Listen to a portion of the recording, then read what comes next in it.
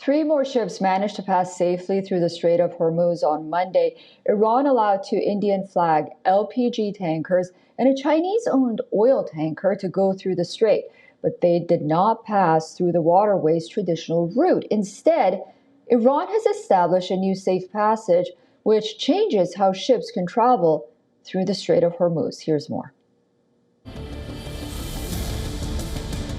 This is the Strait of Hormuz. It is a narrow choke point which connects the Persian Gulf to the Gulf of Oman.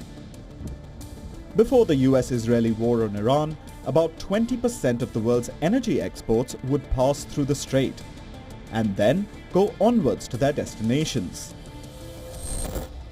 But shipping through the strait has ground almost to a halt after the US and Israel launched their war. Iran shut the strait to everyone it deems an enemy nation,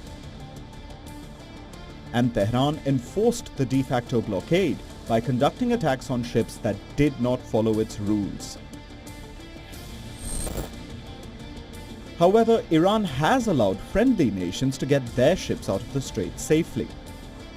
Two India-flagged LPG tankers, the Pine Gas and the Jug Vasant, and a Panama-flagged but Chinese-owned vessel, an oil tanker called Bright Gold, have become some of the latest ships to pass through the strait safely.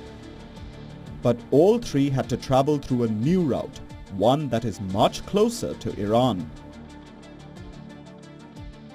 The Strait of Hormuz is about 33 kilometers wide at its narrowest point, and most ships would pass somewhere through the middle before the war began.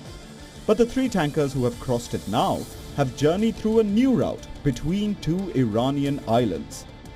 The ships passed between Iran's Keshem and Larak Islands. This section is barely over 10 kilometers wide, and both islands are Iranian territory. This is the new safe route that Iran has designated.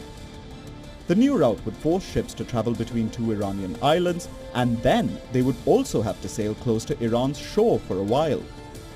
This would solidify Tehran's control over the Strait of Hormuz. Bureau Report, WION, World is One.